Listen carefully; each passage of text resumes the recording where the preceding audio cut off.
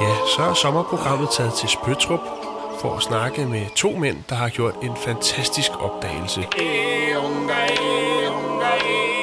Odd og Lars har fundet musik, der har været lagret i en sten fundet på Tunø. Musik, som de har genindspillet på denne plade. Musik, som de mener er Danmarks ældste sangskat. Det kunne være, at du lige til at starte med skulle fortælle, hvad det indebærer. Altså Danmarks ældste sangskat. Altså det, som det i den sidste ende indebærer, er, at vi har været i stand til at spore den rytmiske musiks oprindelse. På den sten, som var Tunøstenen, befandt sig jo lagret litofoniske fragmenter. Der kunne man deraf udlæse nogle klange, som er det ældste overleverede musik, som man har fra dansk område. Musik, der er lagret i en sten, det er næsten for godt til at være sandt. Men hvordan fandt man stenen? En varm sommerdag lagde overleveren på Tunø, Jens Hansen, han lagde sig til at sove på sin græsplæne. I det, han lagde hovedet ned, så kom hans titaniumbrillestel til at berøre en sten, der stak ganske lille smule op over græsset. Og det sagde blip. Han prøvede gentagne gange at lægge hovedet på stenen, og det blev ved med at give den her mærkelige lyd. Og så var han klar over, at der var noget særligt på færd. Så var det, han tilkaldte præsten, som så også var formand for den lokalhistoriske samling. Ja. Nå, jamen vi skal lige... Jamen skål. Skål. Skål.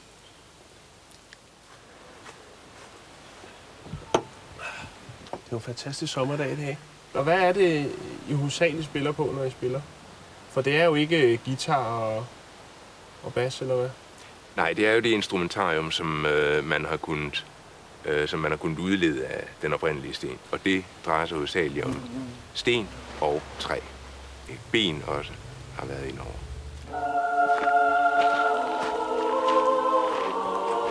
Ja, så er vi kommet på stranden, og ja, vi skal lige have fundet nogle instrumenter.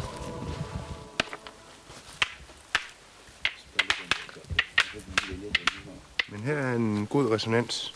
En god resonans? Ja, den her er holdbar, den her holder jo ikke. Vi må formode, at den her kan blive interessant. Det er ikke dårligt. Det er altså, du er tæt på at være bassist.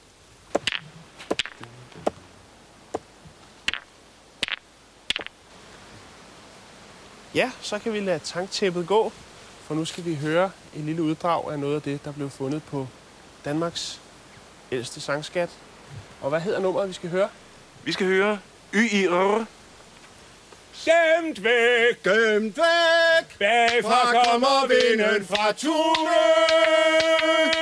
Åndernes bolig, hvor ben brækker, ben brækker.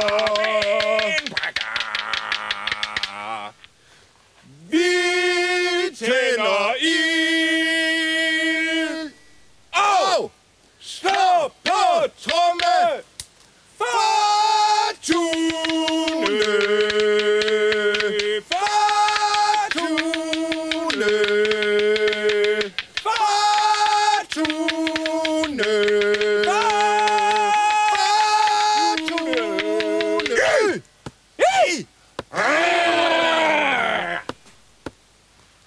Det var jo utrolig smukt.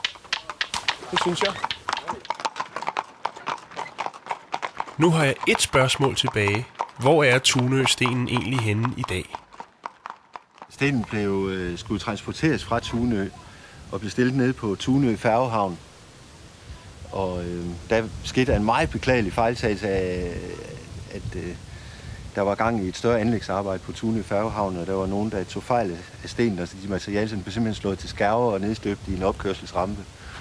Så det vil sige, at faktisk så døde Danmarks ældste sangskat, kan man vel godt kalde det, ikke? På en vis måde. Eller blev i hvert fald splittet i atomer. Ja, det kan man sige, ja. Og er det godt, at Odd og Lars har haft held med at genindspille musikken fra Tunø-stenen, Danmarks ældste sangskat.